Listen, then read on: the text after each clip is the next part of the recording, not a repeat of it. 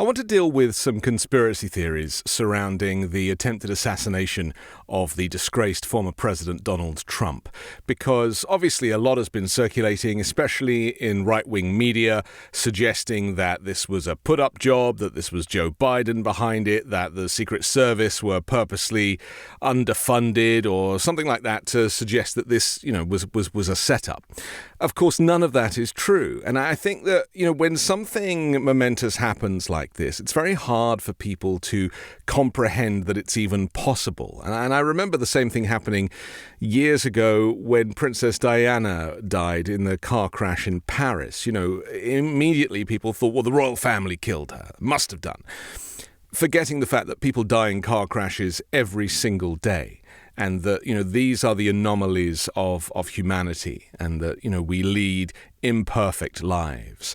And in the same way that the Secret Service is imperfect, and let's just dispel the conspiracy theory that has been going around on right-wing media that funds for the Secret Service to protect Donald Trump had been funneled to Jill Biden. That is not true. Just in case you happen to have heard that, unfortunately it's been written about in some very formally respectable publications. So Donald Trump, as a former president, is entitled to Secret Service detail for the rest of his life. And he obviously has a good relationship and gets to know these people because they are very close to him.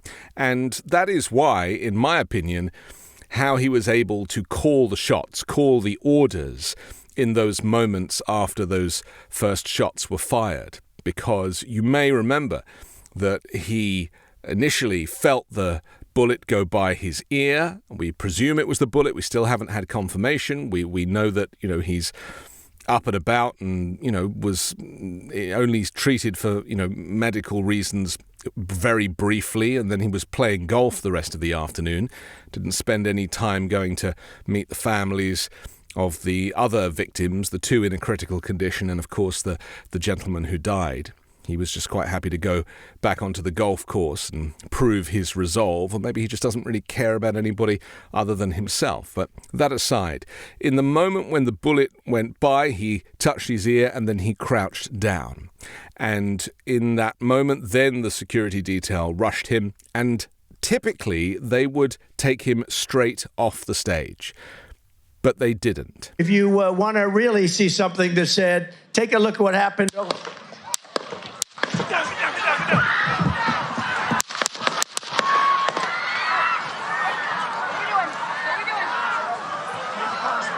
And this is why I think people are starting to question whether or not this was, entirely factual. What we were seeing with our own eyes was real or not. And let me tell you something that I've done a bit of research in the last 24 hours.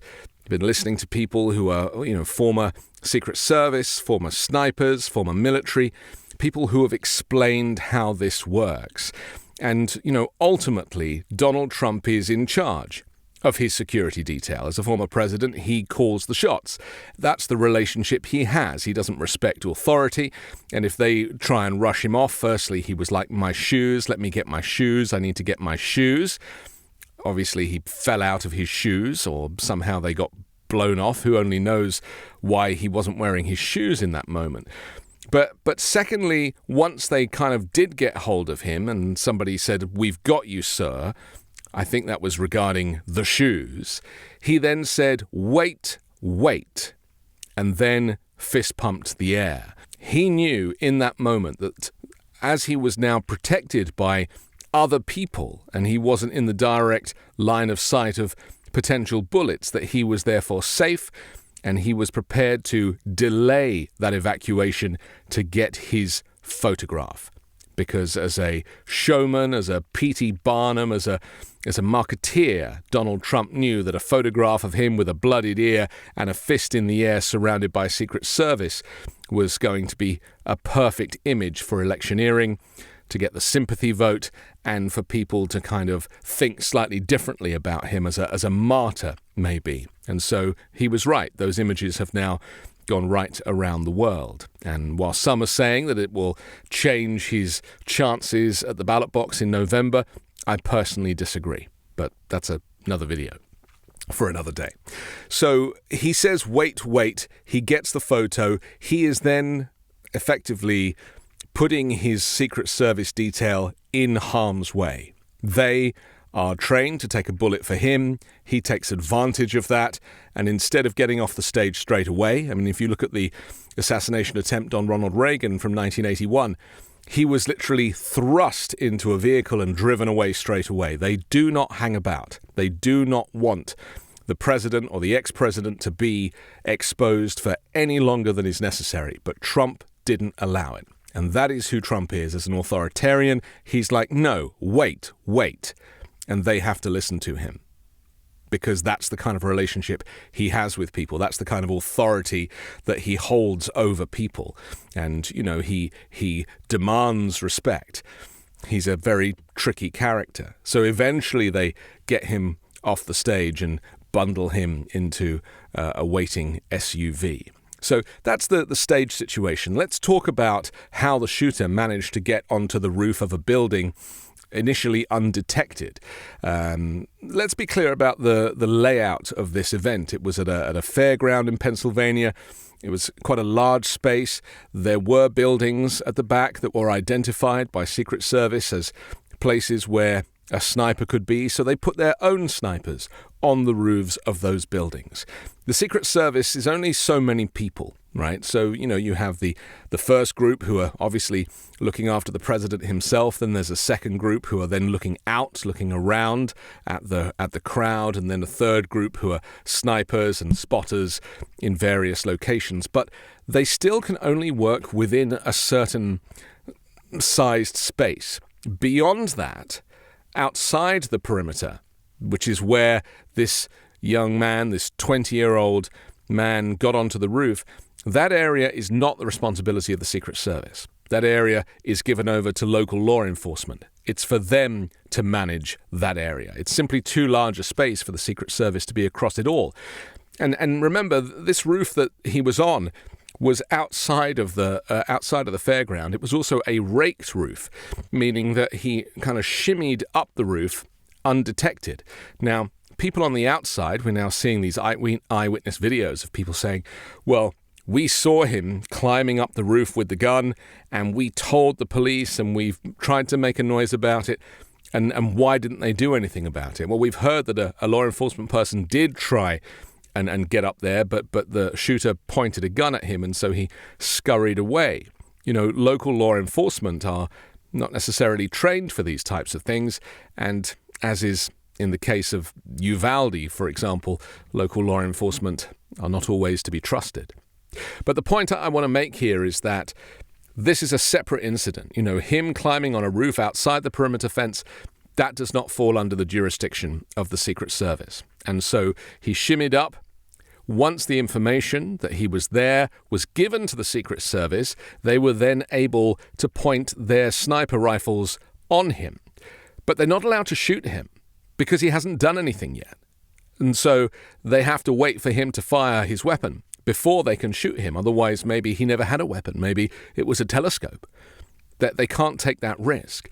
So these are the things that I've learned about how the Secret Service work. The reason that they were able to neutralize the shooter so quickly was because they already had their guns trained on him. The moment he fired, and we heard pop, pop, pop, then he got killed immediately by several bullets to the head. And we've now seen images of him lying on the roof with blood from his head. I mean, this is, you know, as I describe it, please understand that all of this stuff happened in a split second. From the moment that he fired his gun to the moment he died himself was an instant. And that is the reason, I presume, why Donald Trump felt the need to be able to fist pump, because he'd heard that the shooter was down. And so did his Secret Service. But that does not forgive the fact that he delayed his own evacuation in order to get this viral image that, you know, again, presents him as some kind of godlike character because he managed to evade death. Because that's what he's done, effectively. He has created an image that evangelicals and people that worship Donald Trump will go, and they're already saying it, he is a gift from God. He was able to evade death, despite the fact that a man right behind him died whilst protecting his daughters. And finally, questions are now being asked as to whether or not this was a Secret Service failure. It's been suggested by the authorities that it was a failure, will be investigated as to how this kid was able to get away with firing this weapon. But the point I would make that's more important is that why do people have these weapons of war in the first place? And the irony is that Donald Trump was shot by the type of gun that he himself advocates for. He goes after the gun owners as supporters. The National Rifle Association support him and endorse him. And, he's one of these Second Amendment phonies who claims that, he actually said, I should remind you of this phrase, he said, during my 4 years, I did nothing on guns. He actually said that out loud, despite mass shootings, including one at a school where his response was, we just have to get over it. We just have to move on. So there's so much hypocrisy here. Trump could have been killed. One person was killed, and yet Donald Trump didn't seem to be too interested in that. Straight back on the golf course. So hopefully that answers some of your questions about how something that seems impossible can be possible. The only missing part of this story is why a registered Republican would want to shoot Donald Trump. I'm not prepared to speculate, although I have theories, but we'll find out when the report comes out. I'm Anthony Davis. You can hear me on the 5 Minute News YouTube channel and podcast every Wednesday, co-hosting Uncovered, and on Sunday on The Weekend Show with Midas Touch.